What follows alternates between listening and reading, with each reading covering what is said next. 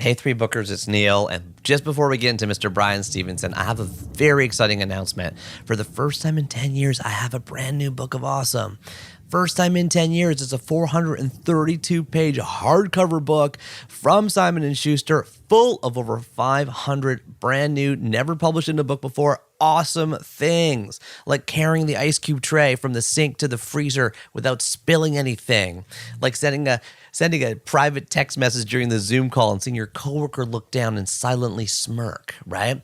Like adding a gift note to yourself in your online order. Just simple little joys that make us laugh, because you know what? Don't you need it? I need it. I absolutely feel overwhelmed. I feel overwhelmed all the time. The amount of doom scrolling out there, bad news, sad news, negativity, social media. It's overwhelming. And so our Book of Awesome is meant to be a little antidote, a little break, a little laugh, a little smile, a little moment of joy to remind us how good we really have it. Truthfully, guys, we're only here 30,000 days. It's not very long. And so if we can spend some of those days celebrating all that makes us truly human, I think that will inspire all of us to live greater lives. The book is called Our Book of Awesome, O-U-R, Our Book of Awesome. I have sewn in a lot of comments and submissions from you. I had 10,000 submissions of awesome things from you guys. I still wrote most of them though, so it's a lot of stuff written by me and some stuff written by other people. I wanted to have a consistent tone through the whole thing, and I put together some pre-order gifts for you. Pre-orders really help because I really want to spread the positivity. I want to spread some good vibes in the world. And what happens when you pre-order is retailers see that and then they order more, and when they order more, they display the books more. And when they display the book more people buy the book. When more people buy the book, it goes up on the bestseller list. So it's really, really important to get pre-orders. It's like the bane of most authors' existence because most people don't naturally want to pre-order a book, right? Why don't I just wait till I see the thing in Costco or see the thing in my local independent bookstore, or whatever, or get it off Amazon, whatever you want to do, right? But here's the thing. If you pre-order it, I want to thank you for doing that because I know you're going out of your way to pre-ordering it. So I put together 3 pre-order gifts. Number 1, I made this brand new video on 10 books you can read to live an awesome life, okay? These are books I have never talked about before, but I think they're vital. Number 2, I put together a mini course all about my morning routine. I broke it into 4 modules. They're all 5 minutes long each, but I give 3 points each on night before, while sleeping, first 5 minutes, first hour of your day, and a whole bunch of resources that go with that, including all the things I mentioned on how to have a great morning routine. And then finally, I'm going to give you a free ticket to a 2-hour live masterclass if you want to hang out with me on December 6th. That's the pub day, where I'm going to be doing a session on how to live an awesome life and answering a whole bunch of questions. So that's a ticket to hang out with me live on December 6th. And if you can't make it, don't worry, I'll send you a video after. That's all in exchange for you ordering a copy of Our Book of Awesome. O-U-R, bookofawesome.com. Ourbookofawesome.com. Please check it out, guys. It comes out in only a few days on December 6th of 2022. And now, let's hit the music.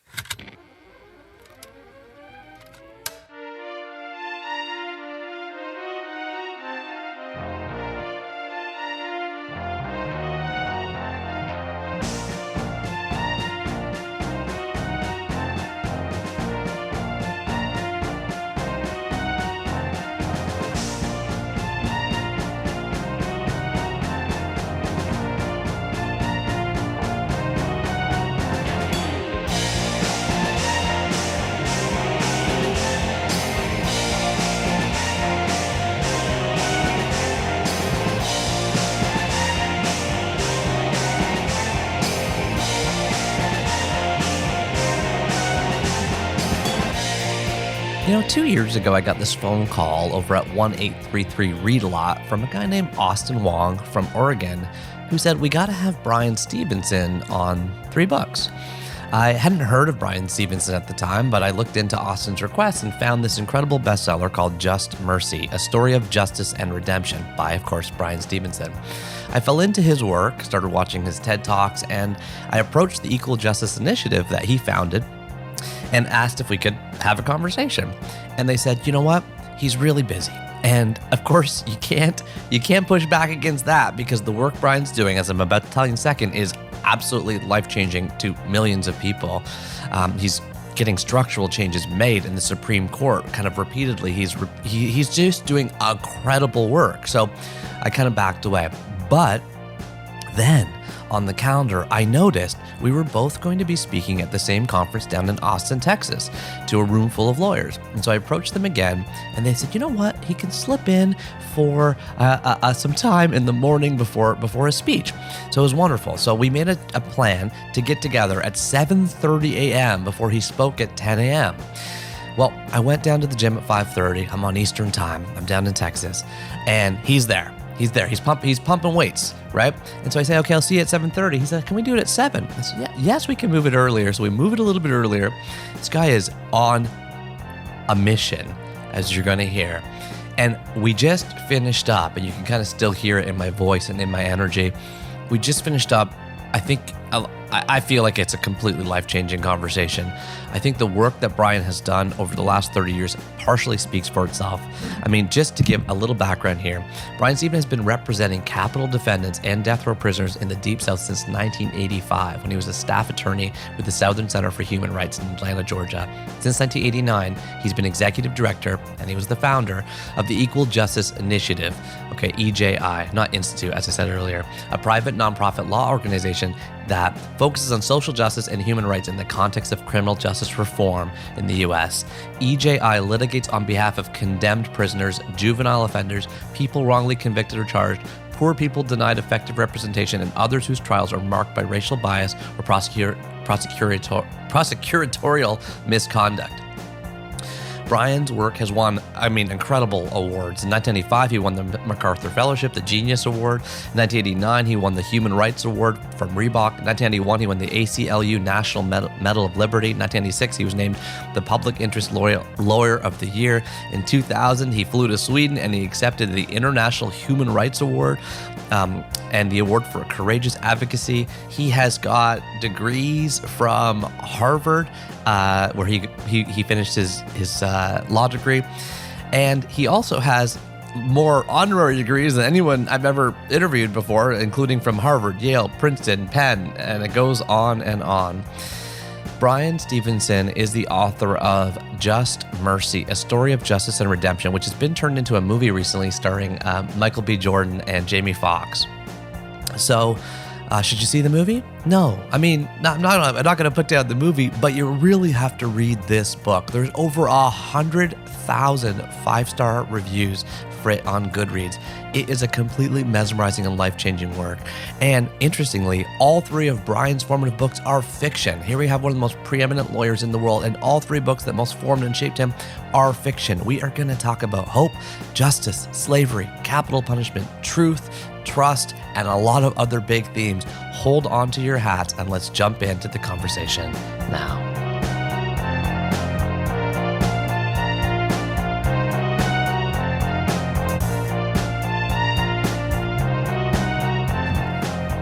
So, I've got the air conditioning turned off. I've got the front desk holding calls. So all we have in the background now in room 1927 of the Fairmont in Austin, Texas, is the highway that never seems to stop out here. No, that's right. People always traveling through Texas, so I think that's part of what happens. Are you in Texas much? Fair amount. When I came through the airport, I remembered being stranded there for several hours not that long ago, and how it was not a very happy experience. In Austin Airport? In Austin. I was remembering that as I walked through. I thought, I remember this airport because I spent a lot of time here. I partly asked about Texas just because historically for me, like growing up reading John Grisham novels and so on, Texas has always been in the forefront of some of the work you do. Yeah. But then, you starting in Georgia and then going to Alabama, I wondered if it was the whole South that you kind of traversed, or you sort of planted where the need is the greatest. It has been the whole South. But interestingly, when I would come to Texas, it would be for something very particular, very specific, and I would get in and I would get out. And so I've been to Dallas and Houston and to the prison in Huntsville, where death row is. Communities across the state. Although most of my work has actually been, Texas actually had a lot more resources in terms of people doing the work earlier than some of the other states. And unlike Louisiana, Mississippi, Alabama, and to a certain extent Arkansas, and South Carolina, there just weren't many people doing the work. And so I ended up spending more time in those states than I did here in Texas. It's a nice way to orient yourself as a giver to go where the need is the greatest. No, that's right. I mean, I've always felt like, well, if somebody else can do that, but there's something over here that nobody else will do, I should probably do the thing that nobody else will do. Yeah, that's a nice way to think about it. Well, I know that you are very thoughtful. I know that it's 7 a.m., just for people to know. We're looking out at full-length windows here. That's pitch black outside. I just see the red lights of the cars going down the highway. I can see a glaring kind of Hilton Garden Inn sign, or on Garden Inn sign, since some of the letters are faded out here. But I bumped into you this morning at the gym at 5:30. Yeah. And we decided to move this from 7:30 to 7. And it's funny because it made me think about the fact that every single profile I've read about you, Bryan, has a word in it called tireless. The word tireless is attached to you more than almost any other word. Do you see yourself as tireless? I see myself as really excited about the work that I get to do, motivated to do as much as I can. I'm really privileged to have a life and a career where I care deeply about the people I represent, about the things I'm trying to do. It allows me to kind of carry a certain amount of passion and engagement. And I think that makes you ready. I think it just pushes you. And yeah, so I'm always anxious to start the day. I'm always trying to put as much into the day as I can, just because I know there are a lot of needs that will never get met. But do you also, though, now we're 40 years into this incredible career. EJI was on the website last night, has grown. I was speaking to Caitlin who helped us set this up, and she told me about the arms of the organization now. Michael B. Jordan has played you in a film. This is this is kind of like, when you watch Wallace and The Wire, you're like, this guy's gonna be me one day. I mean, this is, now you've hit this level where you must have to say also no way more than you say yes. Yeah, and that's hard for me because there's so many things I'd like to do. I used to spend time in little tiny places with 40 or 50 people and speak to them and interact with them, and those were really rich experiences, and I can't really do that as much anymore. And so it's hard to say no, but it's necessary because we are trying to do so much more now. When I went from just representing people on death row to representing lots of other people who were not on death row but who had been wrongly convicted or unfairly sentenced, the universe of potential clients increased exponentially. And so all of those letters started coming in and calls started coming in. And then when we took on these extra campaigns challenging life without parole for children, challenging the prosecution of people with severe mental illness, all these new categories of vulnerable people who we were trying to help, again, the number of requests coming in just expanded. And then when we started doing work all over the country, that really made it necessary to find a disciplined way to say no a lot more than you say yes. And that's frustrating, but it is necessary because if you're not careful, you can get so overextended that you don't do effective work for anybody. And in our criminal legal system, you have to be really on it. You have to be strategic. You have to be tactical. You have to be knowledgeable. You have to know everything to have a chance of having an impact on someone's case.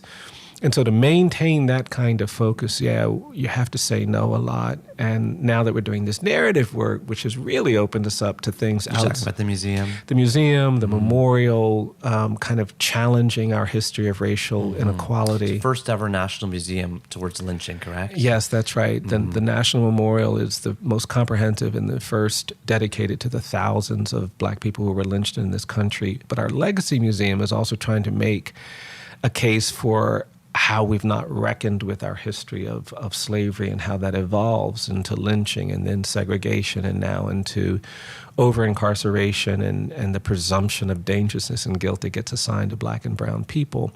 So that kind of work touches on so many things in American society, actually across the globe, that, there's a lot of incoming. I was actually in Paris last weekend speaking at a conference for museum directors about trying to use cultural spaces more effectively to talk about these issues that haven't been addressed historically, and really talking about the way in which cultural institutions have contributed to the racial caste system that often disfavors people of color, the values that we assign to certain kinds of lives and all of that.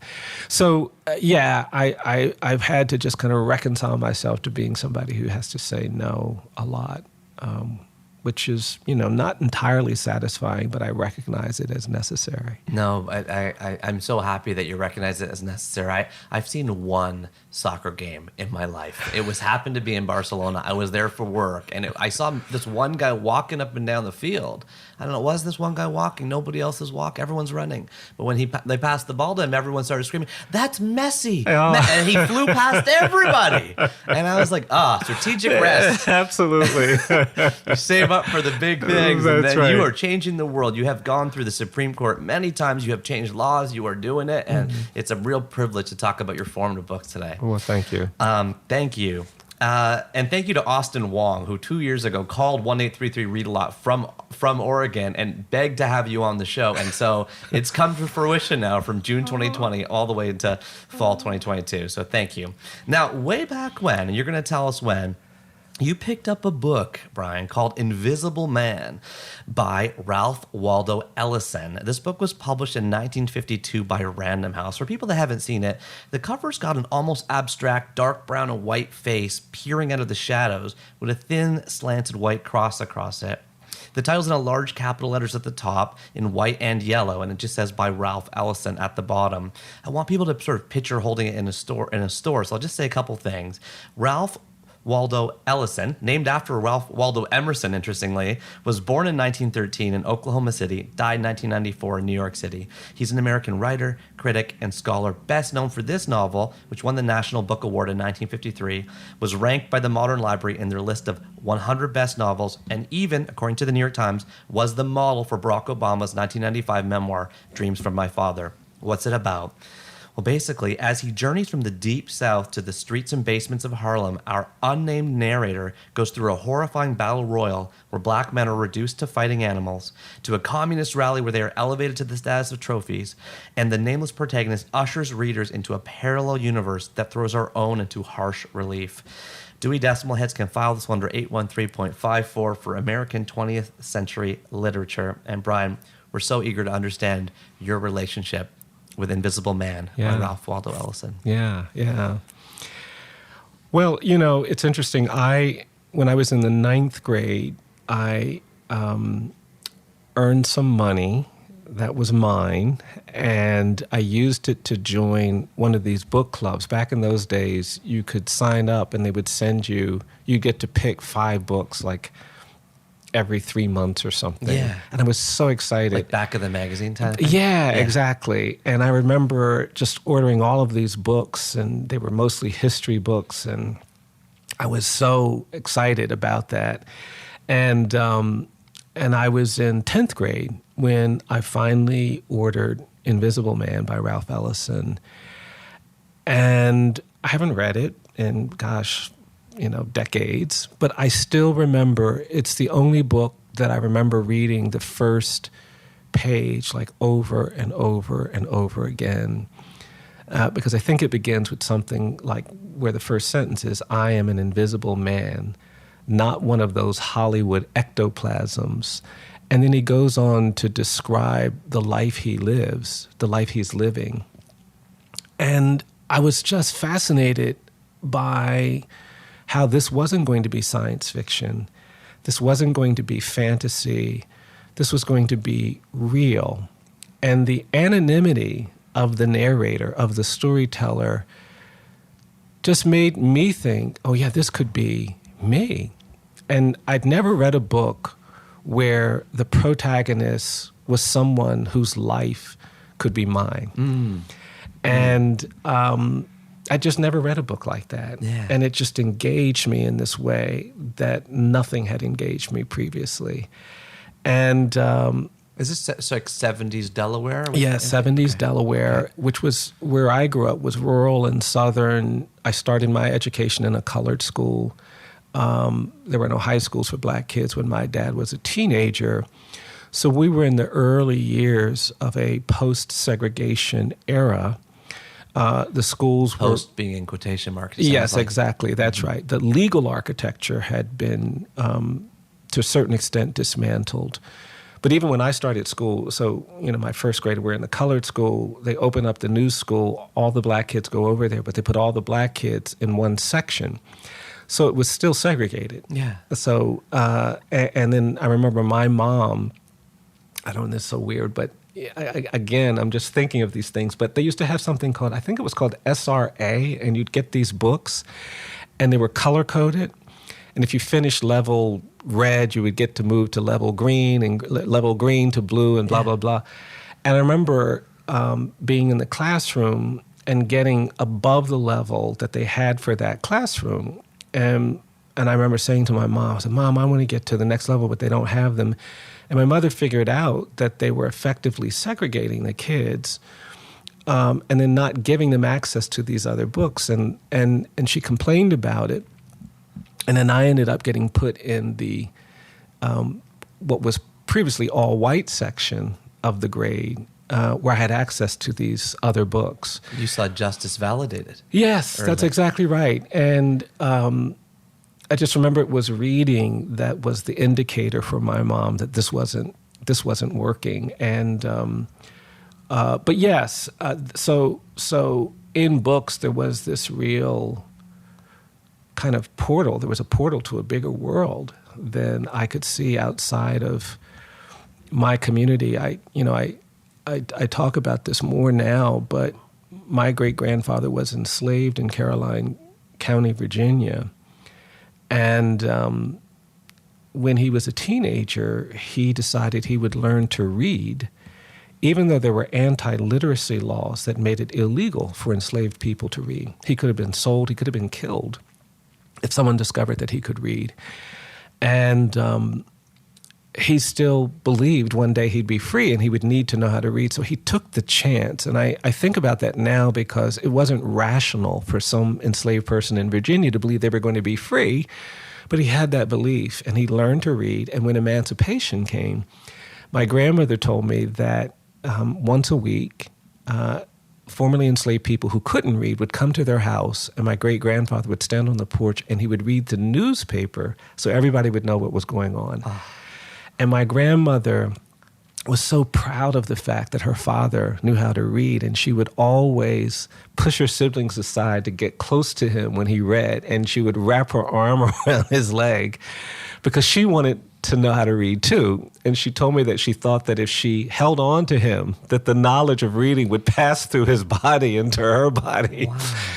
And he eventually told her, I said, no, Victoria, it doesn't work like that. I'm going to teach you to read. And she learned to read. And even though there weren't schools around, she became a big reader. And my grandmother had 10 children, but all of her children were readers. She insisted that people be readers. And my mom was the youngest of her 10 kids. And we grew up poor in a racially segregated community. Most of the adults didn't have high school degrees because there hadn't been high schools available to them. And so when you looked out the door, you saw people getting on buses to go work at the poultry plants. You didn't see a lot of opportunity. But my mom went into debt when we were kids to buy us the World Book Encyclopedia. And we had these books in the living room, and they were the valued possession in that house. Mm-hmm. I'm not even sure she ever was able to pay for those books, but we had them. And at the time, I didn't appreciate it because, Christmas would come along and you go outside and your friends would say, well, I got a bicycle for Christmas. And somebody would say, well, I got a basketball, I got a baseball. And I'd have to say, well, I got volume G of the World Book Encyclopedia. We got G.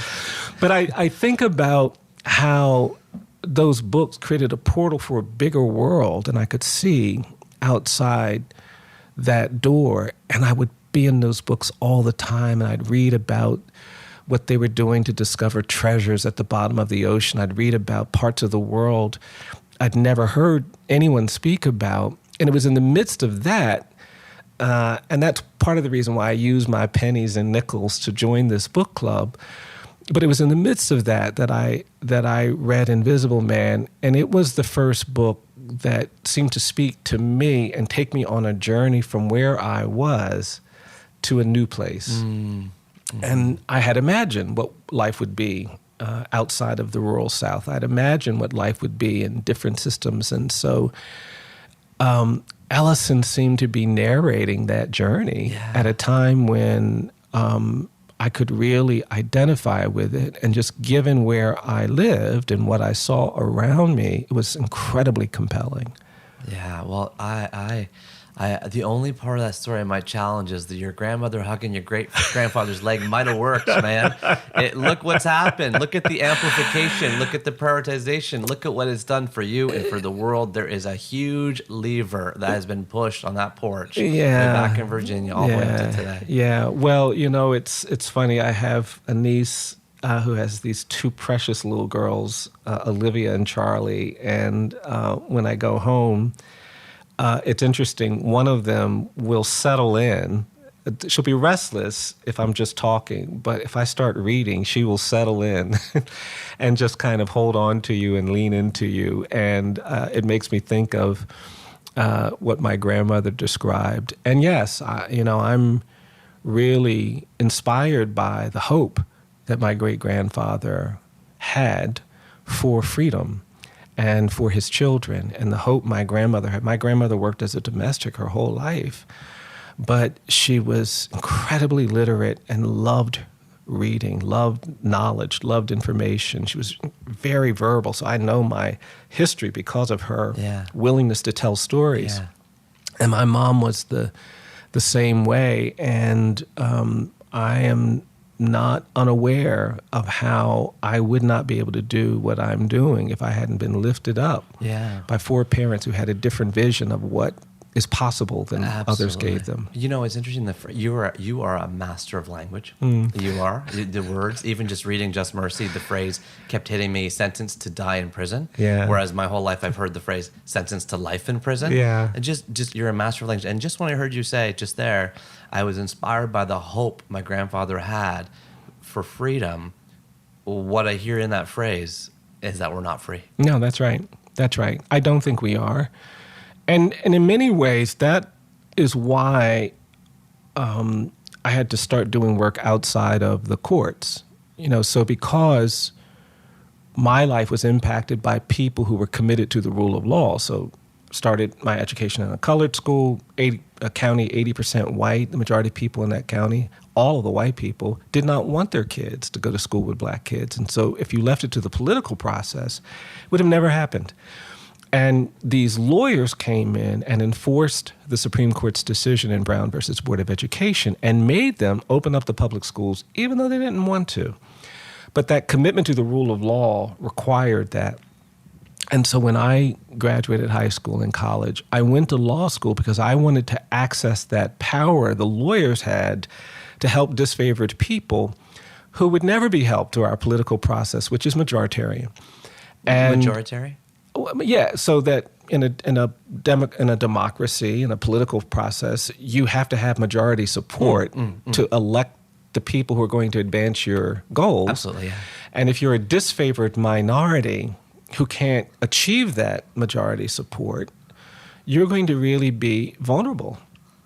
And there was never a time that black people had the political power to elect folks. Well, first of all, they were disenfranchised. They weren't even allowed to participate in the political process, which is what happens when people in power really want to isolate and oppress a disfavored minority. And so many of the rights that you've seen evolve in this country are a result of a commitment to the rule of law. So there's marriage equality in the United States, not because the majority of states have passed laws authorizing that. In fact, states haven't passed those laws. Even California couldn't pass that law.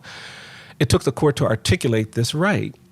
I've been able to kind of get the courts to ban life without parole sentences for children. Yeah. I couldn't have done that through a political project in Alabama or Mississippi and Georgia. These rights have been essential. We've ended executing people with intellectual disability and children and things. So it's the rule of law that has pushed us to places that I think are really important. And that's why I've been doing the legal work I've been doing my whole career, and I will continue to do that because I'm still persuaded that we're going to need the law, the rule of law, and rights to help guide us to a place where there's more opportunity, where we're closer to freedom, closer to justice. But it's also clear to me, that the narrative work, the ideas that impact the decision makers in courtrooms has also got to be addressed. Yeah. And that's why, about 12, 13 years ago, I decided we're going to have to get outside of the courts and begin doing these narrative projects because for the first time in my life, I was concerned that we probably couldn't win Brown versus Board of Education today.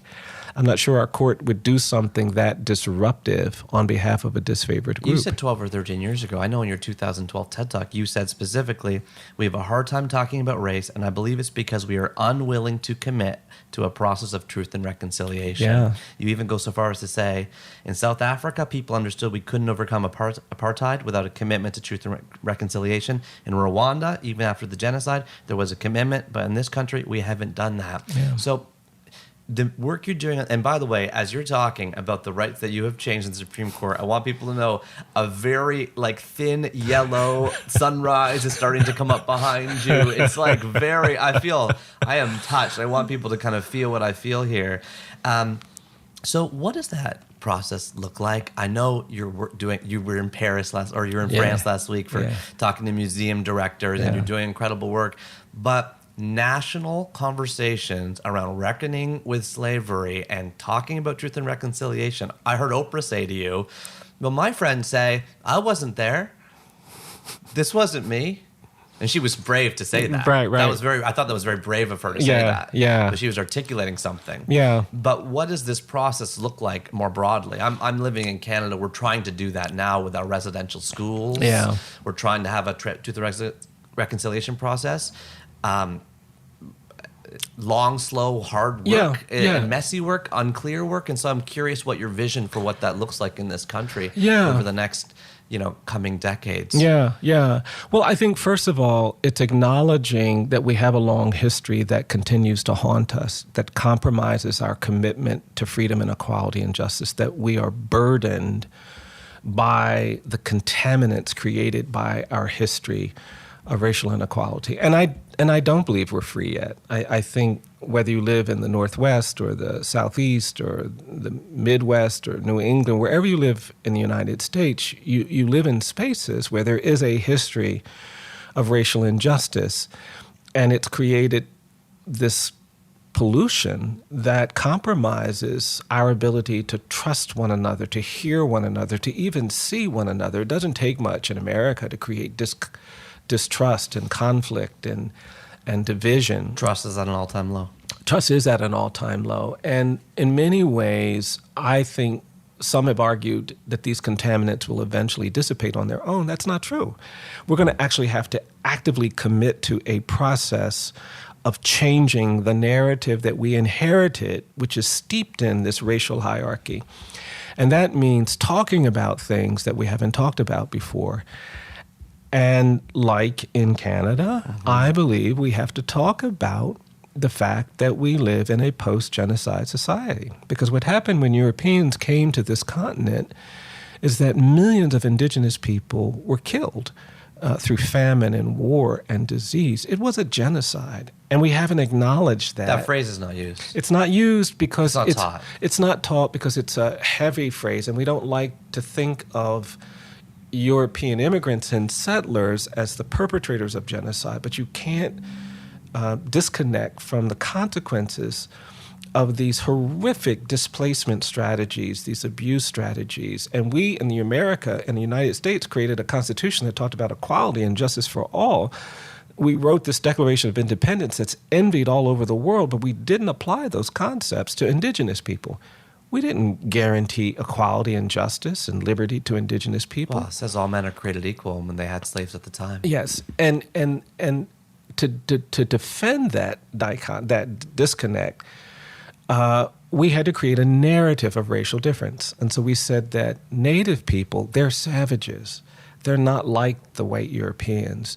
And that narrative of racial difference then justified different treatment, abusive treatment, violent treatment, rounding up children and putting them in schools to try to take away their heritage and identity. Shaving their heads. Teaching them in languages they didn't understand. Giving them disease blankets, knowing their vulnerability and susceptibility to some of these diseases. It was horrific. We kept their words, we kept their land, but we made the people leave. Half the states in America are native words. Alabama, that's a native word. Most of these states are native words. And that narrative of racial difference is then what got us comfortable with 2.5 centuries of slavery. Because for me, the real evil of American slavery wasn't the involuntary servitude, it wasn't the forced labor, it wasn't the brutality and the violence of bondage. Those were horrific.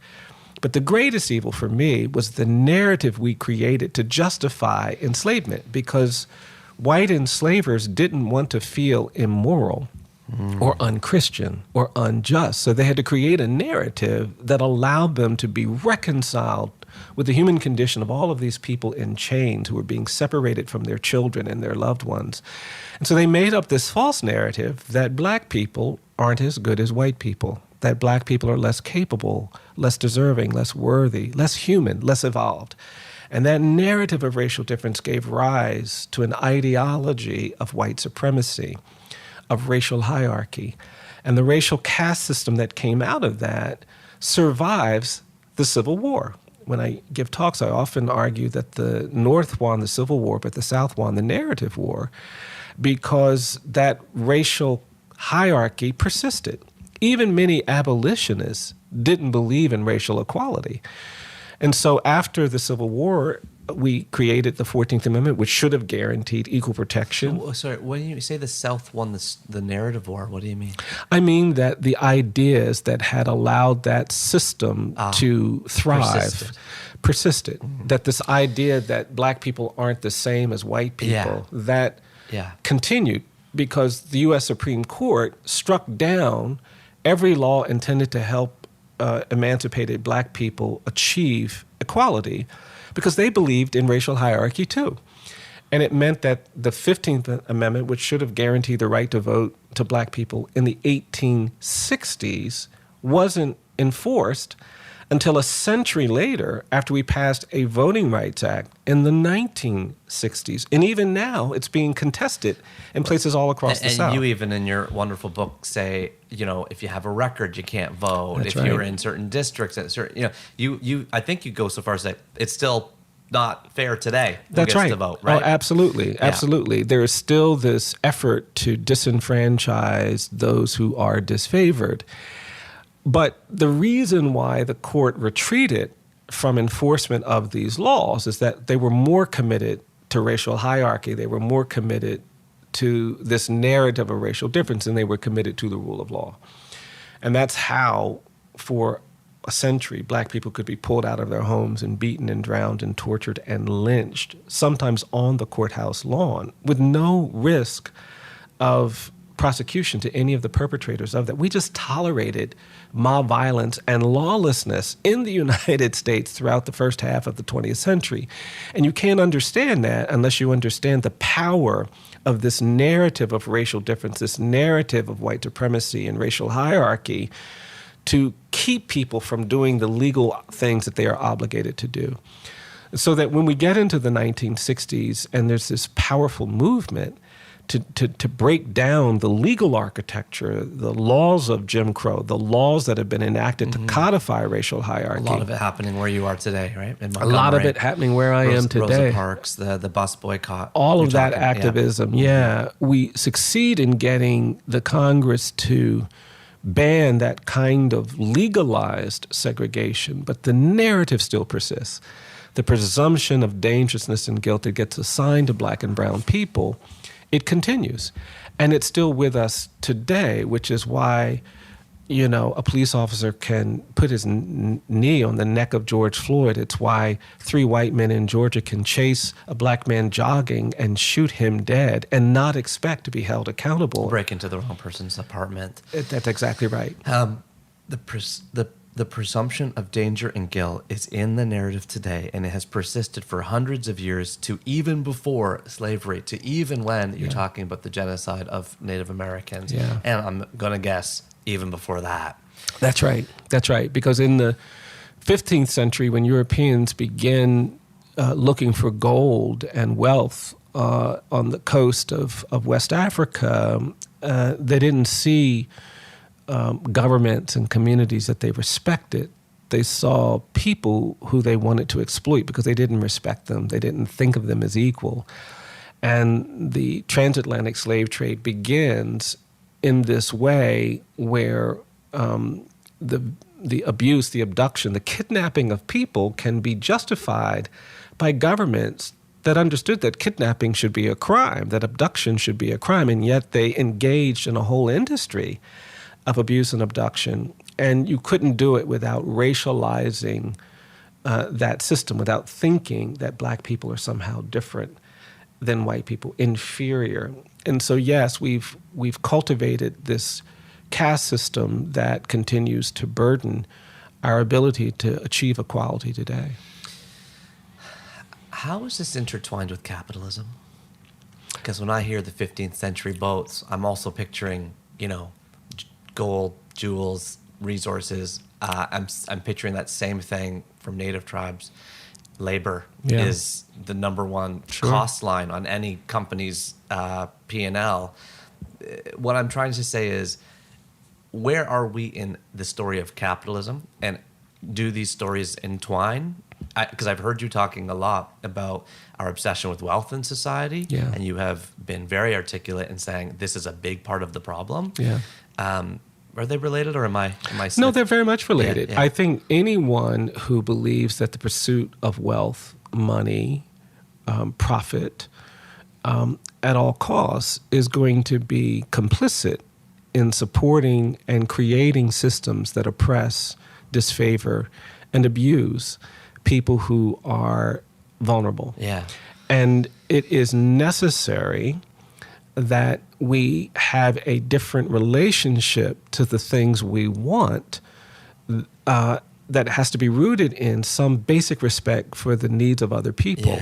And it's not inherent in capitalism. It doesn't mean that you can't have a capitalist society that achieves something close to equity and justice, but it can't be the sort of reckless, single-minded pursuit of wealth that has shaped the formation of Americas. I mean, the reason why, the North was able to slowly retreat from slavery is because they no longer needed enslaved labor in the North. As long as they had enslaved labor in the South, and they would send the cotton to the cotton mills in New England, they could still make huge profits. Right. Isn't that the case today, though, Brian, with our running shoes?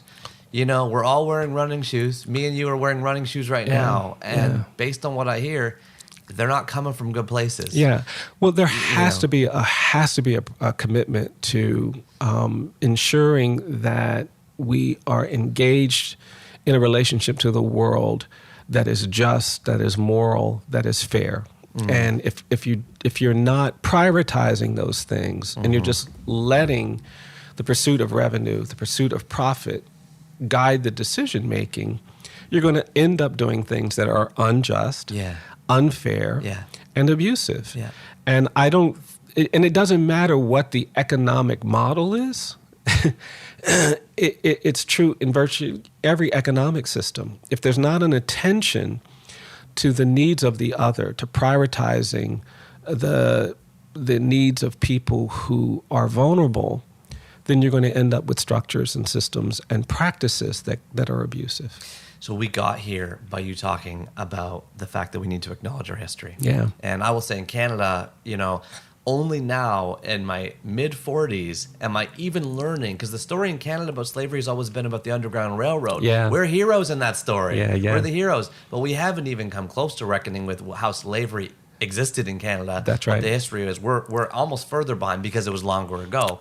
But the acknowledging of the history is a big step. But I do think Justin Trudeau declaring, as our prime minister, to be a national truth and reconciliation process, and whether that there's a council, that does do some symbolic steps that it sounds like we could use here in this country. And I'm speaking as an outsider, of course. No, I think that's absolutely right. I mean, I do think you have to be intentional. I mean, we're trying to do something very different than what happened in South Africa, because in South Africa, a black majority took power after the collapse of apartheid. So things were going to change. Even if you didn't commit to truth and reconciliation, it was going to be a new day.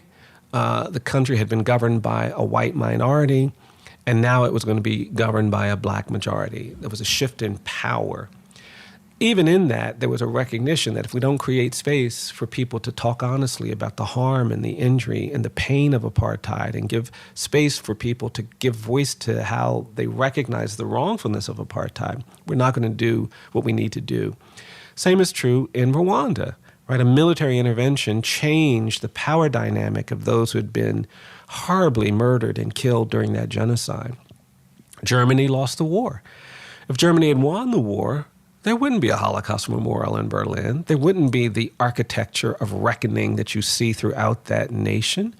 But because they lost, and there was this obligation to confront, the Allies insisted that they learn about the Holocaust initially, and then the next generation began to not fear that knowledge, but to see in it a sort of truth that might allow them to create a new future. Yeah. And now you see in places like Berlin a landscape that is so very different than the landscape in the United States. You can't go 200 meters in Berlin without seeing markers and stones that have been placed next to the homes of Jewish families that were abducted. The Holocaust Memorial sits in the center of the city, and as a result of that reckoning and that truth-telling, there are no Adolf Hitler statues in Germany. Hey. There are no monuments and memorials to the perpetrators of the Holocaust. And there's no capital punishment. There's no capital punishment. It would be unconscionable. But in the region where I live, the landscape is littered with iconography that celebrates the perpetrators of slavery, the defenders of white supremacy. We're here in Texas, where there are hundreds of Confederate memorials and monuments, schools named after people whose whole lives were defined by their commitment to preserving racial hierarchy, preserving white supremacy. And you cannot create a just society if you're holding on to, if you're seeing valor and honor and purpose and legitimacy in those ideas. Yeah. And that's why this truth and reconciliation, truth and restoration, truth and reparation, truth and redemption process is so urgently needed in this country. And the only thing I'll add about that is that truth and reconciliation, truth and reparation, truth and restoration, these things are sequential. Yes. You got to tell the truth before you get to the reconciliation. Because if you skip the truth, you're going to do something performative and meaningless that doesn't actually move the society forward. I liken it to the healthcare context. Nobody's going to sign up for chemotherapy or radiation treatment just because someone suggests it. Who's going to do that? But if you get a diagnosis of a potentially life-threatening cancer, you think differently about your willingness to endure these very challenging treatments because you know you have to survive. And the truth-telling will help us understand how cancerous, how deadly, how lethal the infection is that we continue to carry, created by our silence about the history of racial inequality. It's not just a thing. It is toxic. It may even destroy this democracy if we are not sober about reckoning with the history, the dangerousness of these ideas of bigotry and racial animus and violence. And that's why I think the truth-telling has to be the priority. And how difficult that is today. It's very difficult, although in many ways, here you and I are having this conversation in a medium that people can hear and understand. We're people of color. And, you know, a generation ago, 2 generations ago, it wouldn't have been possible. Yeah. I mean, in many ways, I would have never imagined that my project would build a museum and a national memorial. When I started out in the 80s, I mean, we could barely, find the resources needed to get to the prison to see our clients.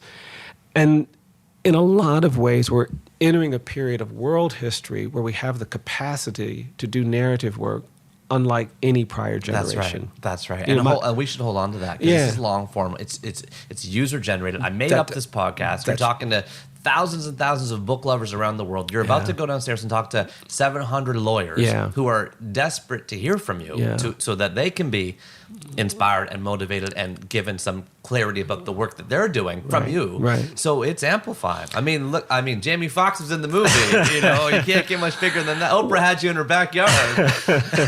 Well, I think that's happening. It is happening, and I'm both worried about the moment we're in, but I'm also encouraged by the truth tellers that are emerging across the planet and the power of their witness. You know, I just think we should recognize, despite the challenges, that we've got the ability to do things that our foreparents could have only dreamed about. The long arc of history. Yes. Speaking of the long arc of history, and I'm hinting, by the way, for those that don't know the phrase that Bryan often calls into his speeches and words, is that the long arc of history bends towards justice. That's right. And I love that quote, and it is very hope-inspiring. Yeah. And as your history moves from the 70s in Delaware and the post-color school, we're going to transfer now or move up a little bit to when you encountered a book called The Brothers Karamazov by Dostoevsky. It's Dostoevsky. This was published in 1880, originally as a serial in the Russian Messenger. I've got a 1966 mass market paperback here with an oil painting on the cover of three dour-looking men in long winter coats standing in front of a Kremlin-esque building. I don't know if that is the Kremlin or not. Dostoevsky was born in 1821 in Moscow, died in 1881 in St. Petersburg. He led a very volatile life, including being sentenced to death, forced to do years of hard labor in a Siberian prison, being watched by and evading legal authorities, and through all this, writing 12 novels, including this big one, which was his last, and also very famously, Crime and Punishment. His books have been translated into 170 languages. What is this about? Well, an old profligate, Fyodor Karamazov, is murdered, and his oldest son is tried and convicted for the crime. All the sons of the Karamazov family, however, each in his own way, feel complicity and the need to atone for their part in the death of the old man. Dewey Decimal Heads can file this under 891.73 for Russian literature. Bryan, I'm so eager to hear your relationship with the Brothers Karamazov by Dostoevsky. I often tell people it's the most influential book I've ever read. And I've started thinking about why that is recently. I read it at a time when I was really, really struggling. I took a summer program in Washington, D.C. at Georgetown University. I was going to intern on the Hill, and I was going to take this seminar. And I thought it came with this money that it actually didn't come with, and so I showed up. You're in your 20s here? I'm 19. I'm about to start my junior year in college. It was between... Howard? No, I was at Eastern College. Eastern College, sorry. Yeah. Mm-hmm. So, but I go to D.C., and... you know, at the time, you know, we're in the dorms and they have like priests on every floor. But I get there, I have no money. And I remember I'm eating, I would get 3 little things of yogurt. And I'd have one in the morning, one in midday, one in the evening. I would go to churches if they had some advertisement of a meal. But I was reading Dostoevsky in the midst of this. And there was something about the kind of the Catholic setting, because he writes a lot about the church, the Catholic Church in particular, and the priests and the hypocrisy and all of that. And I remember going to one of the priests on the floor and saying, you know, I'm actually struggling a little bit. Is there like some free meal plan? And the guy was just completely uninterested in. And so I'm reading Dostoevsky as I'm feeling the indifference from these people who I see as help figures. And I think that deepened my engagement. It's an extraordinary book because it talks about all the big existential issues of life. It talks about faith. It talks about family. It talks about love. It talks about temptation. It talks about power.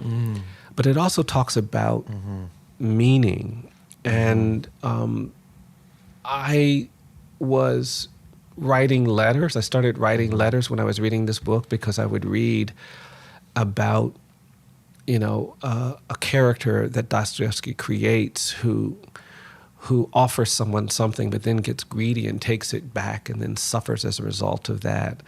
Or I'd read about how a character was trying to shield their intense guilt by drowning themselves with alcohol or, immoral behavior. Or I'd read about the priest, the central character, Alyosha. It's this priest who's really yearning to get someplace healthy.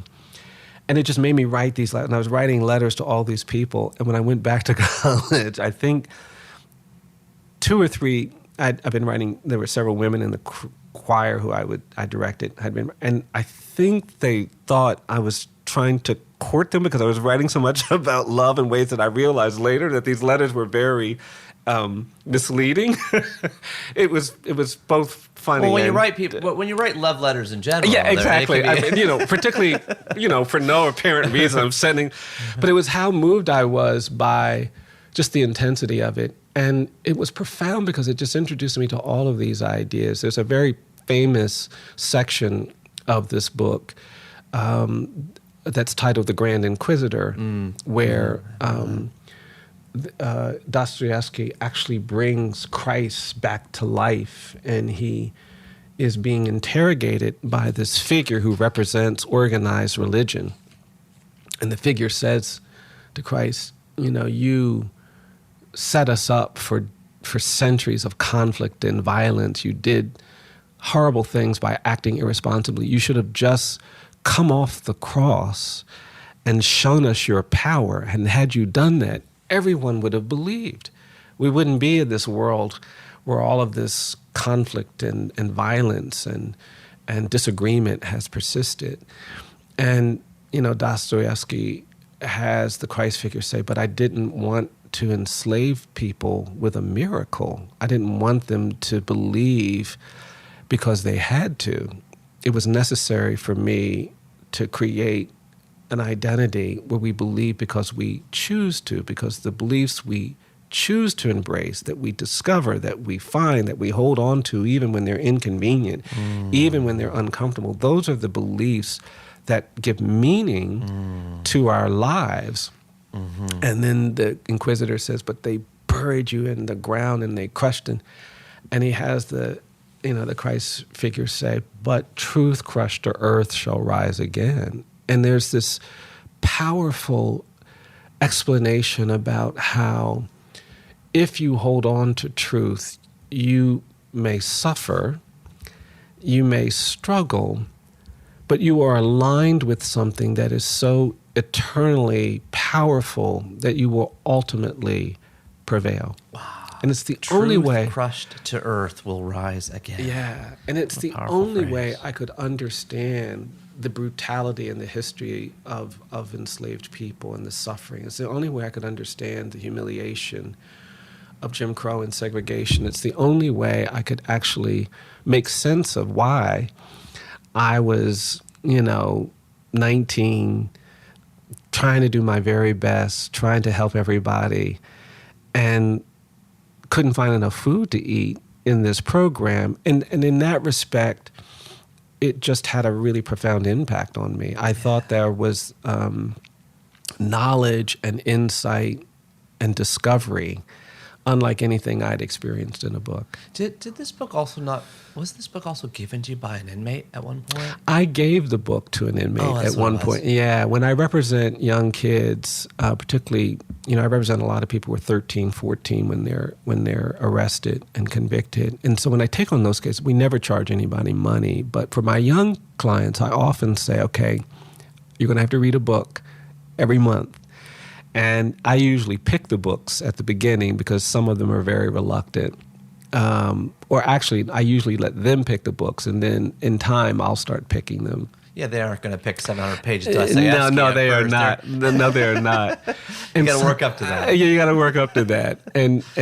And this idea of being a reader as a way of getting outside the world in front of you is very much what has influenced this. But so many of my clients now are just deep into it. And I had a young man who was 14 when he was sentenced to life in prison. And I've represented him now like 30 years. And I started sending him books. And it was probably, I don't know, 6 or 7 years ago that I got a call one night, and it was from this young man, and he was so excited. No, he's not. It's not Ian. He's not somebody in Just Mercy, because he has a parole eligible sentence, and I wrote mostly about kids who had life with no parole. But he called me late at night, and I was a little annoyed that he was calling so late, because I knew he was on a cell phone, which you shouldn't have because you couldn't use the regular phones. But it was like 11 o'clock, and I said, why are you calling me late? You're not supposed to call me. He said, I had to call you. I'm so excited. I just finished the book you sent, and I didn't remember what I'd even sent him. And he actually started saying, man, that was... Man, I got emotional reading it, and he started to cry. And I finally said, what? I'm sorry, what did you just finish reading? He said, I just finished reading The Brothers Karamazov by Dostoevsky. And he starts talking about it, and the next thing I know, I'm crying, because it was just so exciting for me to have someone condemned in a prison experiencing what I experienced at 19 when I read that book, and talking about it in all the same ways. Transmutation of energy from him in the 1800s. Don't forget Dostoevsky, because of reading, was sentenced to death. That's right. Because of reading, because he was reading books against the Tsar. That's right. And right before they killed him, they gave him, depending what you read online, it was like maybe a mock, a mock thing. That's right. Right before they killed him, they said, you're forgiven. Yeah. And so I looked up the history of United States population's opinion of the death penalty before coming here, and I went by Pew Research, and it looks to me as though it has been declining for like 50 years. That's right. And I was curious, just having you here, can you give us the history of the relationship with the death penalty in this country, and how it fits into like the wider global view? I mean, I know it's never existed, as far as I understand, in Canada. But where are we? Because if indeed the majority that favor the death penalty is constantly shrinking to the point where it's in the 50 to 60% range now, right? Does that not mean that it's going to be abolished as the number dips? Well, what's happening here? You have to hope that will happen. And actually, when people are given the choice between the death penalty and life without parole, it drops beneath 50%. And we have made progress. I mean, the death penalty was a civil rights issue, because after lynchings no longer became acceptable, it just kind of moved indoors. And so the people who were being executed were disproportionately black, almost all of whom... Give us the numbers. About 87% of the people who had been executed for the crime of rape were black men. 87%. And this 87%. Is like a 10% or less population, probably. That's exactly right, with 12% of the population. And this is between 1930 and 1972, when these issues were presented to the U.S. Supreme Court for the first time. All of them had been executed for crimes involving victims who were white. And so the Legal Defense Fund, the premier civil rights organization, challenged the death penalty as discriminatory, arbitrary, all of that. And in 1972, after most countries in Europe had also recently abolished the death penalty, the U.S. Supreme Court struck it down. They didn't say it's unconstitutional because it's cruel and unusual in all cases. They just said it's being applied in this arbitrary and discriminatory way. And when they did with that... With a 10% error rate. With an incredibly high error rate. And when the Supreme Court did that in 1972 in a case called Furman versus Georgia, the South just absolutely exploded in rebellion.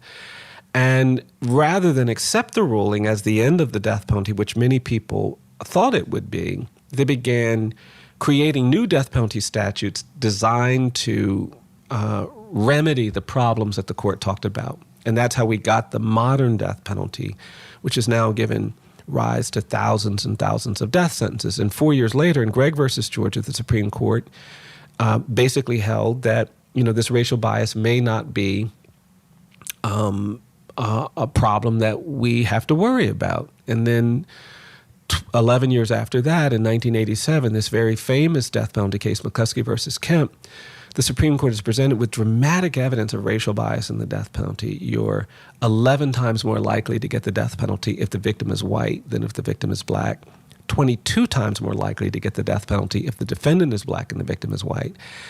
And the court nonetheless upholds the death penalty by arguing that if they recognize these disparities in the context of the death penalty, it'll be just a matter of time before lawyers complain about similar disparities for other kinds of criminal sentencing. And that's a threat to our whole system. And it's what Justice Brennan in his dissent characterized as the court's, quote, fear of too much justice that allowed them to kind of maintain this system. But it was the other thing that I found particularly devastating. The court said a certain quantum of discrimination, a certain level of racial bias in the death penalty is, quote, inevitable in our system. And as somebody who's the product of Brown versus Board of Education, as somebody who's gone to the court and read the words on the building that say equal justice under law, I could not understand how this court could be talking about the inevitability of racial bias in something as extreme as the death penalty. And so for the last 40 years, we've been pushing states to recognize that this is not a just space. This is not a healthy space. I mean, the death penalty for me has never been an issue that can be decided by asking, do people deserve to die for the crimes they've committed? The threshold question is, do we deserve to kill? And if you have a legal system that treats you better if you're rich and guilty than if you're poor and innocent, if you have a legal system that is compromised by racial bias and bigotry, if you have a legal system that is politicized, if you have a legal system where the rate of error is so high, for every 8 people now that we have executed in the United States, we've identified one innocent person on death row. It's a shocking rate of error. Just identified, that's right. And it's something we would not tolerate in any other area. If we discovered that 1 out of 8 apples has a toxin on it, and if you touch that apple, you will die, nobody would sell apples. Yeah. No government would permit the selling of apples. 1 out of 8. Exactly. And yet we continue to tolerate it. But we have made progress. There are... You even have a quote in here. Sorry to say this, but just to interrupt. I just want to throw it in here. You say, we would never rape a rapist. That's right. Right? Yeah. But we murder a murderer. Yeah. I think we recognize how immoral, how inhumane it would be to ask someone to rape another human being. We even nominally say we wouldn't torture someone who's a torturer because we realize that that does something to the person who is required to commit that violence. But somehow we want to kill people who kill as if we can somehow be insulated from the harm, the insult to the human spirit, the violence to the human spirit. When we say to someone, you have to go kill this person, to show that killing is wrong. It's, in my judgment, not reconcilable with a just society. And the United States remains one of the few democratic societies on the planet that retains the death penalty. And part of the difficulty in predicting its end is that it's state level. It's not a federal death. It's not a single national death penalty, each state. And so we have 20 states that don't have the death penalty now. And a bunch of states have it but don't use it. So we're going to have to just keep pushing. Places like where I live, Alabama, like Texas, where we are very active users of the death penalty. Somebody was sentenced to death, I think, yesterday here. Yeah, no, it doesn't surprise me. The death sentencing rate has dropped dramatically. The execution rates have dropped, so we're making progress. But it's all about the struggle. Yeah, well, I also feel like I don't want to misquote you, but I feel like I've heard you in another interview say part of the truth and reconciliation process would be eliminating the death penalty would actually be a big step. Absolutely. Because I think I've heard you say, and again, I don't want to put words in your mouth, that the modern death penalty is an actual living vestige of lynching, of genocide of Native people. It's just the modern incantation of that. That's right. I don't think if you understand our history of the violence of slavery and the horror of lynching and the degradation of segregation, that you could accept a death penalty that disproportionately impacts people of color, where Black people are much more likely to be executed than white people, and Black victims are much less likely to get the same kind of treatment. Just based on that history, you would say, we can't do this. Yeah, exactly. History alone means that we should not do it. And that was my point in Germany, where the Germans don't have the death penalty. They'd say it's unconscionable for us. We couldn't do that. We couldn't do that. Yeah. And we certainly couldn't do it if the people who we were executing were disproportionately Jewish. And yet here we are in the U.S. with this horrific history of violence against black people over centuries, tolerating executions that have all of these racialized features. And so, yes, and the powerful thing for me is that if we abandon the death penalty, we then have resources to actually help to reduce crime, to help people get more safety. Well, it's a pretty expensive line item. Oh, absolutely. Absolutely. And now, you are the only person I've ever met in my entire life, Bryan, who has gone to the Supreme Court ever, never mind multiple times, never mind to actually get laws changed. You've mentioned a few of them high level. You have to read Just Mercy if you're listening to this. You have to look into Bryan's work, and I will add a big thing at the beginning of this before this goes out, because it's been profound. And I have to ask you, it appears as though the trust level in the actual Supreme Court itself is declining. Yeah. It appears as though the Supreme Court itself, this objective, we have a lot of faith in that institution, and when it feels as though like one president can make a call, one president can't. I'm speaking from a distance here, but like, what about the institution itself? No, we're in a really perilous moment because we've allowed ideologues to influence who should be on the court, and you have people on the court now that are not committed to the rule of law. They have an agenda. They have a political agenda, and that agenda is shaping their decision-making in ways that I think we haven't seen in quite a while. When you look at the history of the court, it was really only that era between the 1950s until recently that we had a court that was acting in a way that prioritized the rule of law, even against political preferences. When you say that, as someone who doesn't know law very well, I think what I'm hearing you say is they're interpreting and applying the law as opposed to coming in with their own views. That's right. That's right? That's right. So right? If we say equality is mandated by the 14th Amendment, and we have two school systems, one for white kids and one for black kids, and the black kids are not getting just education, that has to be struck down. Got it. If you have laws that are effectively denying black people the right to vote, that has to be struck down. Even if the governors in those states are going to be outraged and the mobs are going to come out and they're going to stand in the courthouse door and do all of these things to express their outrage, you don't let the political repercussions undermine your commitment to equality in that situation. Right. You're interpreting and applying the law. Hence, the many things you've got done have been based on cruel and unusual punishment. Exactly. Right. And when you explain to a court that it is unusual to say to a 13-year-old child that you're only fit to die in prison, given what we know about adolescent development, given what we know about the status of children, given what we know about human behavior, and then you say we're going to condemn you to this prison, lock you into a cell for the rest of your life, which is harsher for the 13-year-old than the 50-year-old, you have to really reckon with what the language of our Constitution means when it talks about cruel and unusual. And we were able to persuade them that it is cruel and unusual to condemn 13-year-old children to die in prison for non-homicide offenses. But now I'm not sure that our court is open to the legal argument if it's going to contradict the political narratives out there, which are, again, once more, in my view, being fueled by fear and anger. And that's the challenge that we're seeing today.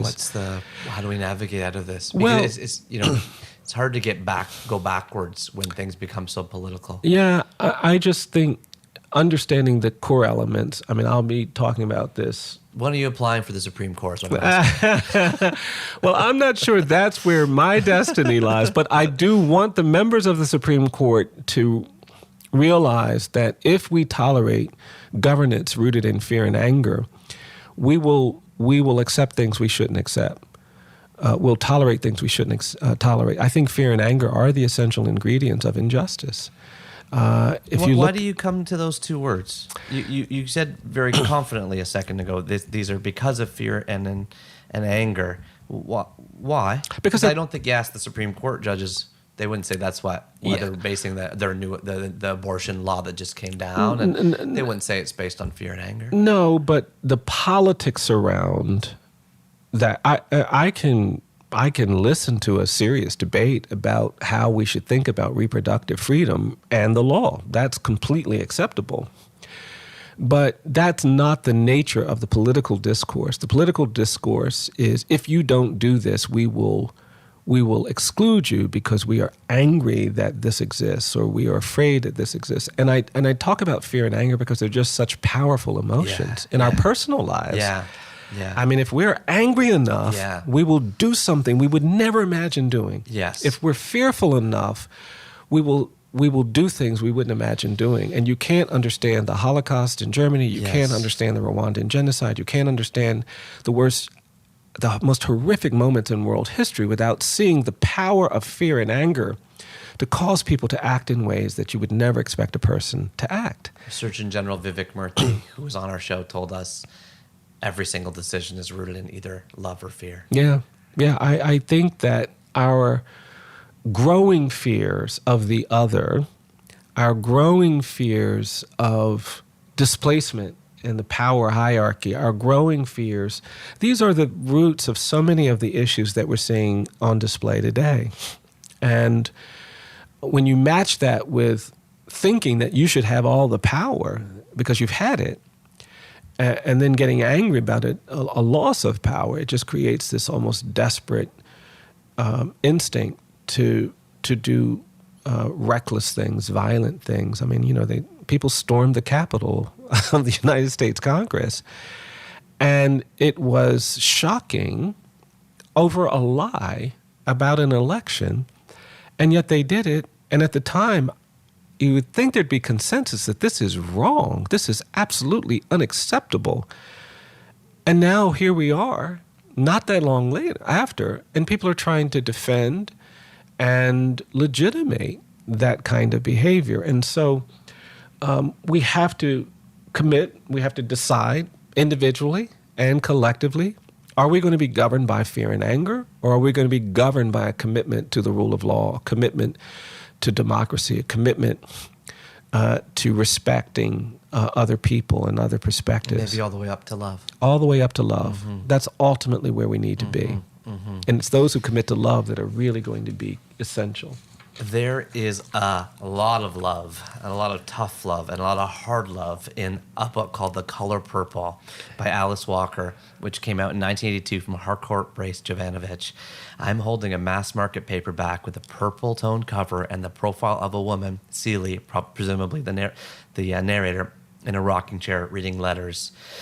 There's a delicate curtain in the window, kind of like today, a sun coming up, kind of like today, and now it's a bright light around us. The highway's still going. This book came out in 1982 and won the Pulitzer Prize. Alice Walker was born in 1944 in Georgia, an American novelist, short story writer, poet, and social activist still alive today, who's published 17 novels and story collections.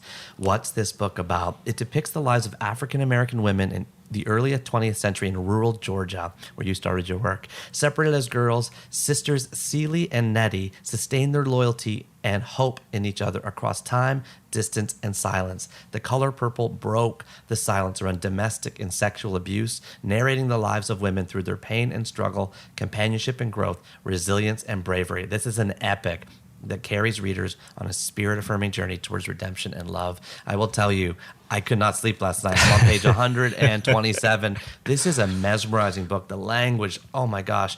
Bryan, by the way, file this one. I can't forget the Dewey Decimal people out there like me. 813.54 for 20th century American fiction.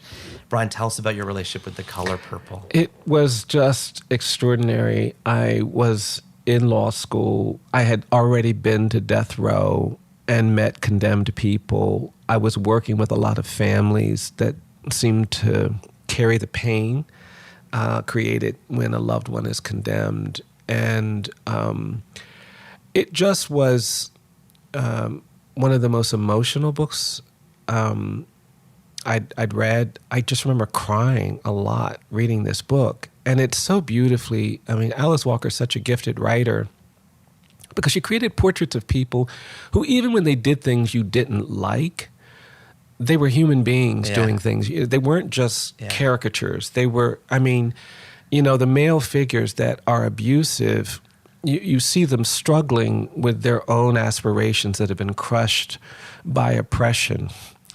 And the people who are described and identified as ugly, she gives a kind of beauty and a kind of richness that allows you to begin to look past these labels that are so often used in American society. And there are just so many beautiful elements to it. I think as someone who was largely shaped by women, my grandmother, my mother, someone who saw in the conversations of my aunts so much history, so much power, so much resilience, so much love, and so much struggle. I just loved her ability to talk about how bonds between human beings can endure so much. And that's the power of the story between Celia and Nettie. And it's just, it's an extraordinary novel in that it is a roller coaster. I mean, she takes you through so many things. And it's a brave novel, too. I mean, she introduces characters who are attracted to people of the same sex. Yeah. She introduces things that are historically forbidden in the Black reading experience. I mean, she talks about the church and the constraints of the church. She talks about music and the power of music in the struggle to survive, which is something I relate to so deeply. It just was a profound book that brought together so many things in my life that I'd experienced, that I'd seen, that I'd witnessed, that I'd felt, but never read articulated with such compassion. Yeah. It's a very compassionate novel. It is. And the resilience you talk about, this human spirit you talk about, is a big part of it. You had an amazing conversation with Krista Tippett. I'd recommend everybody go listen to that one on being. And you said, I think you're either hopeful or you're the problem. Yeah. You know, I thought that was a really interesting phrase, because back in chapter 110, we talked to Kevin Kelly, who's the co-founder of Wired, one of these, he's a septuagenarian tech kind of evangelist, and he says, we have a moral imperative today to be optimistic. Yeah. And he's talking a bit more about the technology side. But how do you cultivate that strong mind in the face of this endlessness? Yeah. You know, you do it well, and you inspire many to do it too. Yeah. But you're either hopeful or you're the problem. That's a very strong stance, I thought. Yeah, and I'm not condemning people who don't have much hope. I'm just trying to push people to recognize that in my world, hopelessness is the enemy of justice. Injustice prevails where hopelessness persists, because if we accept the inequality, the injustice, the pain, the trauma that we see around us, if we don't have any aspiration to change it, it will continue. Yeah. You know, you could not end slavery without someone believing, without someone having a hope that abolition would come. That's right. You could not end segregation. You know, I spent the pandemic in Montgomery, and it was powerful for me to reflect on the generation that came before me there. Because the generation that came before me, they were powerful, hopeful people. I stand on the shoulders of people who did so much more with so much less. Black people in the 1950s would get up, put on their Sunday best, and go places to push this country to honor their right to vote, to break down the barriers of exclusion, something that they should have been given. And they'd be on their knees praying, and they'd get beaten and battered and bloodied by law enforcement officers. And then they'd go home, wipe the blood off their bodies, change their clothes, and go back and do it again. And you can't do something like that without this powerful hope. And I think hope is our superpower. It's the thing that will get us to stand up when people say sit down. It's the thing that will get us to speak when people say be quiet. And I preach it because I want everybody to have it. And I worry when I go into a courtroom and I see hopeless lawyers or hopeless judges. I worry when I see hopeless teachers or hopeless physicians. I can't expect good outcomes for children when they're being taught by people who are hopeless. I can't expect good outcomes for patients who are sick when they're being treated by people who are hopeless. And we cannot expect freedom and justice if we are being governed and managed by people who are hopeless. And so, yes, I do think hope is essential. It is a requirement for a society that has not achieved the things that it must achieve to be healthy. And, I had to believe I could be something I'd never seen. When I got to Harvard Law School, I'd never met a lawyer. Had never met a lawyer who looked like me. I had to have a hope I could do something, even if I hadn't seen it. Václav Havel talked about this when he said in Czechoslovakia, when they were trying to free themselves from the domination of Soviet oppression, they wanted all kinds of things. They wanted recognition, they wanted money, they wanted resources. He said, but the only thing they needed was hope. And Havel says the kind of hope you need is not a preference for optimism over pessimism. It's not this pie in the sky thing. He says it's a willingness to sometimes position yourself in otherwise hopeless places and be a witness, and to believe that your witness matters. And that's why, I continue to fight in Alabama. That's why I continue to go to death row. It's why I'm worried about our court, but I'm not going to give up on pushing the rule of law, pushing justice, pushing freedom. It becomes a way of life. And for me, it is what sustains you when it's not otherwise rational to do the hard things that you're trying to do, to believe things you haven't seen. And I just think we have to be intentional about our hopefulness, or otherwise, the things that make us hopeless will gang up on us, overwhelm us, and we won't even realize that we've lost our hope. I tell students when I teach, I say, go back and read your college admission essays before you take a job. Go back and read your law school admission essays and make sure that your aspirations that motivated you to go to law school or medical school or graduate school are lining up with the career choices that you're making. Because otherwise, you'll find yourself on a path, and I don't want you to be with somebody who 30 years later says, my God, what have I done with these last 3 decades of my life? Many of us have the ability to have choices about what we do and where we do it and how we do it. And if we let our hopes inform those choices, shape those choices, I just think we end up in a better place, a place that gives us meaning and purpose and some satisfaction. I'm not satisfied by where the world is, but I am grateful that I've been able to be on the path I've been on, despite how difficult it is. But I couldn't do it without hope. You've given us a lot of hope today. Oh, thank you. And you've helped guide us. Oh, thank you. You are guiding us to a better place. Thank you for the gift of your presence and your time, and for coming on the show. Absolutely. My great friend.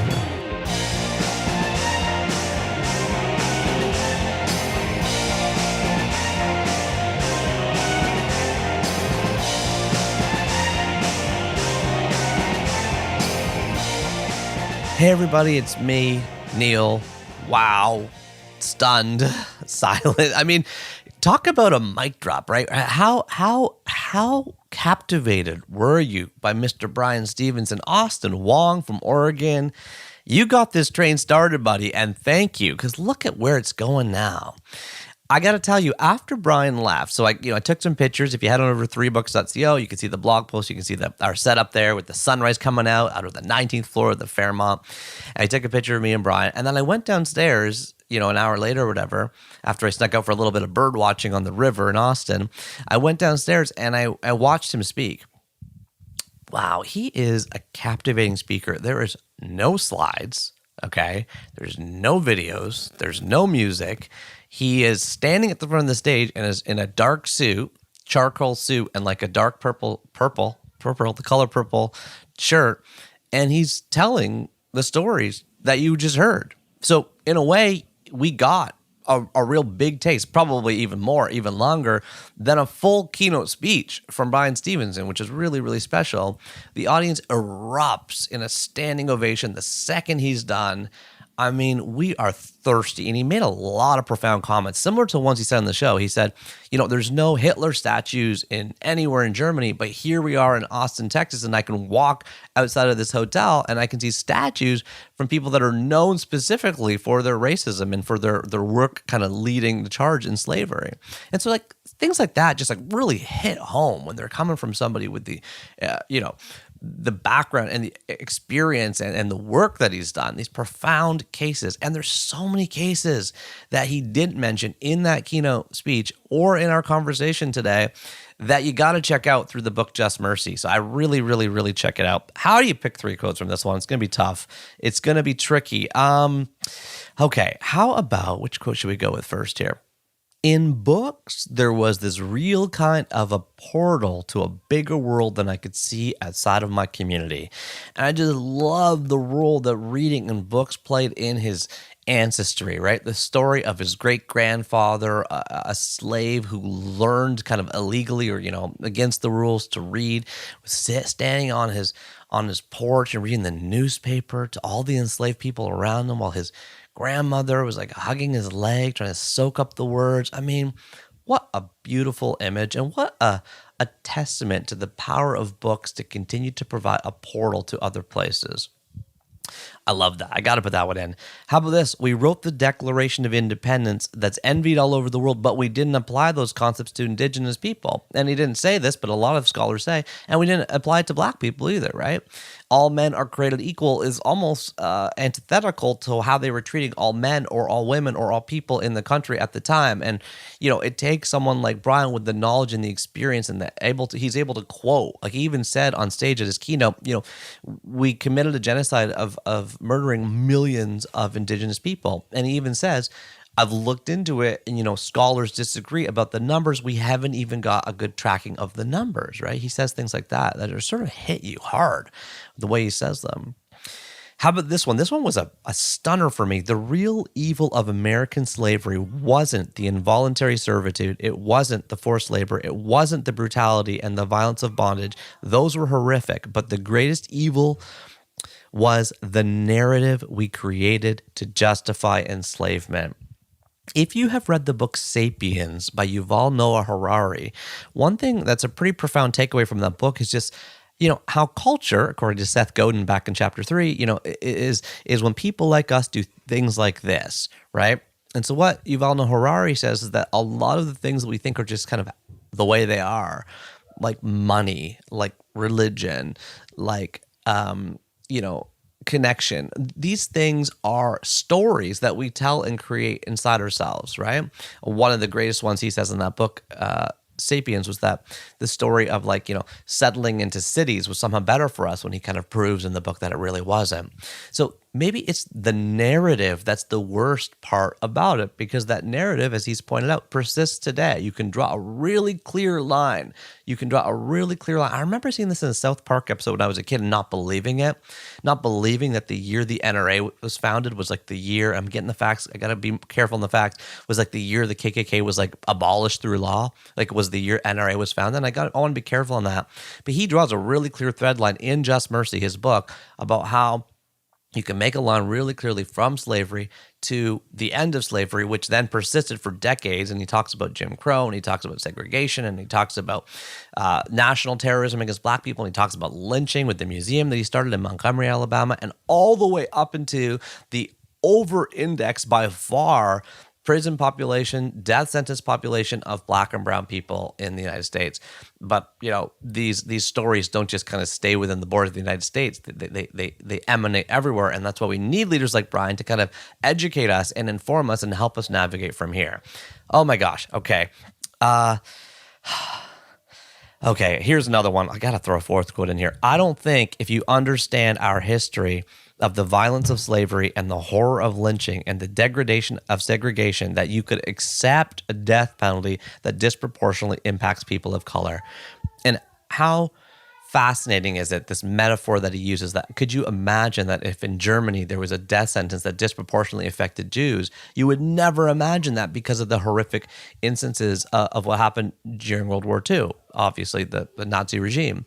You could never imagine that they would do that. But he's saying in this country, with the history of slavery and lynching and national terrorism against black people that we have, we're still disproportionately killing people that are black. And so he is sounding an alarm bell. He's not just sounding an alarm bell. He's not just posting it on Twitter, like someone like me can do with this episode. But he's actually working to fundamentally change laws through the Supreme Court. This man is a hero. He is a prophet walking among us, to borrow a phrase from my friend Rich Roll. And it was a gift to be able to connect with Bryan. Thanks to you, Austin, and thanks to all of you for pushing me to reach out to him and read this book. Thank you. Thank you. Thank you. Now, of course, we got a few more books to add to our top 1,000. Interesting that his first book was Invisible Man by Ralph Waldo Ellison, because that book was originally picked back in chapter 62 by Miriam Gerba, who picked it as number 817, not one, number 817 on our top 1,000. If you don't know yet, you can go over to 3books.co, hit the top 1,000. You can find a list of every formative book.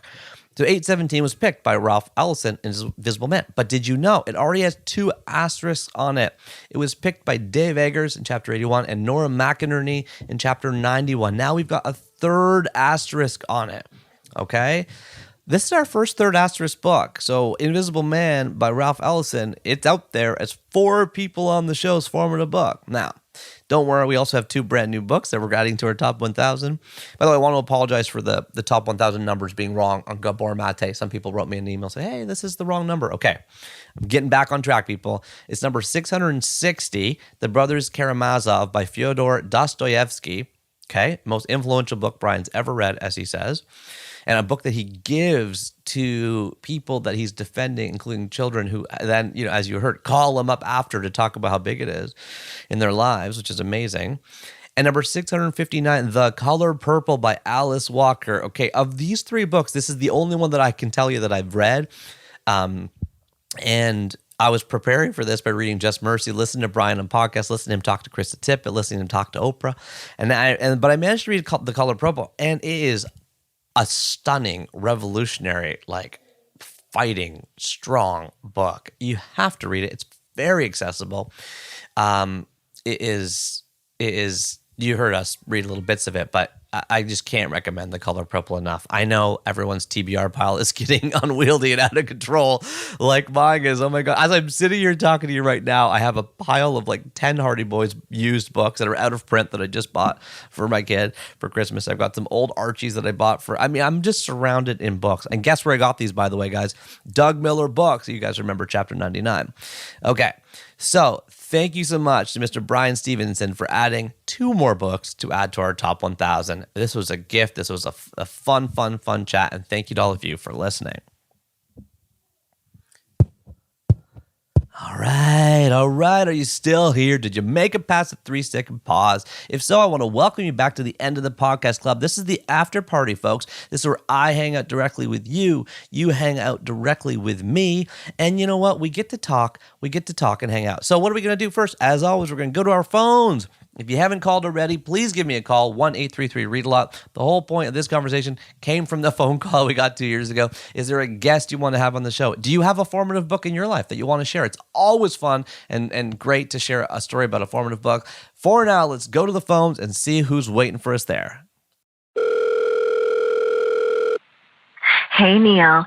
This is Chantal calling from Guelph, Ontario. And I've been meaning to call because I wanted to tell you about the bookstore in town that I love.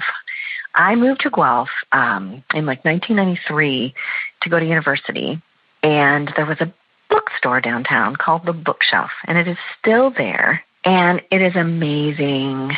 And I thought that you might want to try to get a hold of Hannah Minette. She owns the bookstore now with her brother. It originally was started by their parents, but Hannah always picks the most incredible books for me. I think you should try to call her and see if you can interview her about her 3 books. What do you think? Anyway, I'm going to leave you with mine. I find really hard to pick 3, but this is what I got. Faces in the Water by Janet Frame.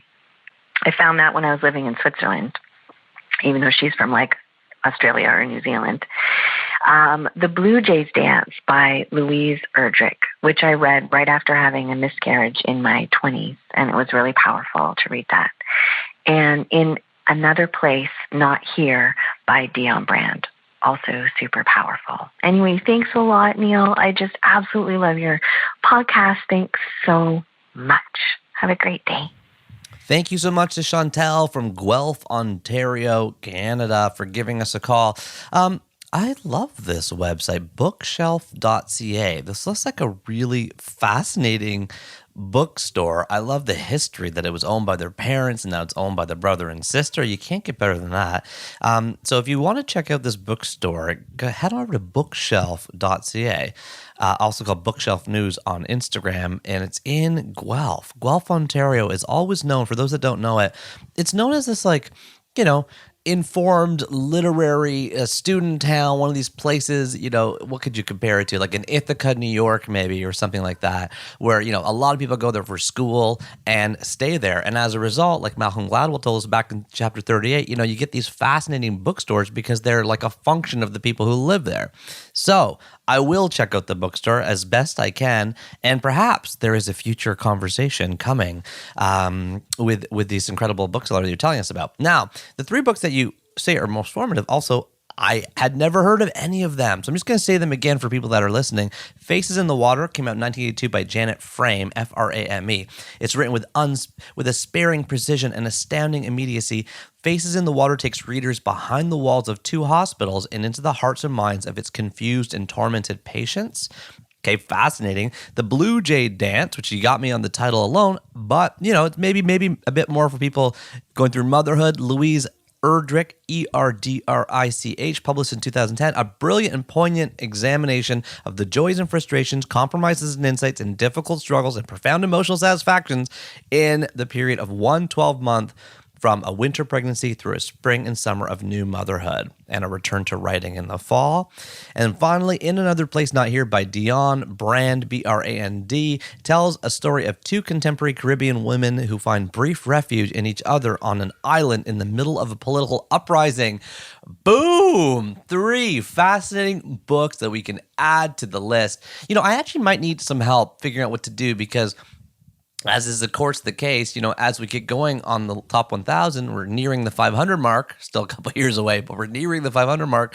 There's a lot more repetition, and I haven't really worried too much because I always thought it evens it out. Ryan Holiday's got 4 books, Daniels have 4 books, right?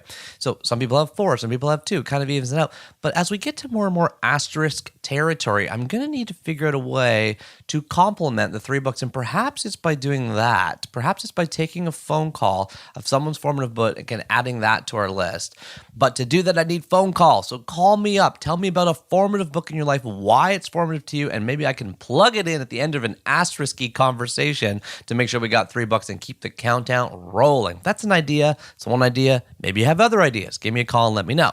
All right. And now it's time for a letter of the chapter. Okay, I'm getting better at saying this, guys. Please leave me a review. I know I've kind of seesawed on this. It's hard to know what to do. Allie has been encouraging me to ask for them. And it kind of makes sense. Like if you listen to the Mel Robbins podcast at the beginning, she's like, thanks, guys. This is us, including this person who left this review, this person left that review.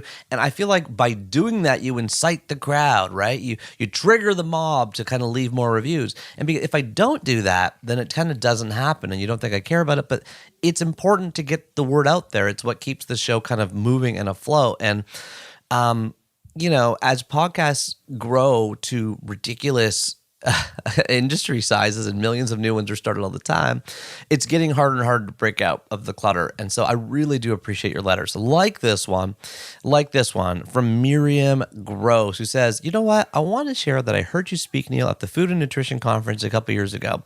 I have since canceled almost all my magazine subscriptions, and I've now read over 120 books. I get recommendations from your 3 Books podcast, from friends, from random acquaintances, and sometimes I check up the receipt from the person who previously borrowed the library book I'm reading. Maybe if they like the book I like, I'd like another book that they read. That's interesting. So I guess you get a receipt in the book, and it tells you, like, I guess somebody else leaves a receipt. That's funny, okay? I think I know what you mean. Miriam keeps going, well, I tend to prefer nonfiction. I've read a handful of novels I've actually enjoyed, and some I didn't, and that's okay. No book shame. I've always been a reader, but I fell out of regular reading when my son was young. Your words pushed me to get back to my happy place behind the pages of a book. I live in a small town, but now I have access to 15 or so libraries in my county since my library joined a library collective last year. It's been great, and I've learned so much about topics I never thought I was interested in. Even my husband, who didn't previously read for enjoyment, has started reading more, and our son is loving books as much as I did at his age. Thank you for encouraging us to take this journey. You're very welcome, Miriam. Thank you so much for your letter. If you would like to add a letter, please leave it for me anywhere on any of the platforms. Spotify allows you to put a ranking. I don't think they let you put a review. iTunes, if you're on iTunes, they let you put a review. YouTube, if you're watching any of these on YouTube, you can leave a comment. I will find it. I will track you down. I will read your letter. And if I read your letter, you know you get a book. Just drop me a line with your address. I will sign and mail you a book. Okay, now it is time for the word of the chapter. For this chapter's word, let's go back to Mr. Bryan Stevenson. Lynching and then segregation and Hollywood ectoplasms, to a certain extent dismantled. When emancipation came, incredibly compelling. They were disenfranchised. These contaminants will eventually dissipate, thrive, cultivated this caste system. It would be unconscionable. We're in a really perilous moment, reckless. Yes, indeed, it is caste. Caste, C-A-S-T-E. Don't forget the E in the end, not to be confused with like cast a fishing line. This is actually the caste system we're talking about. Merriam-Webster says one of the hereditary social classes in Hinduism specifically that restrict the occupation of their members and their association with members of other castes. Why?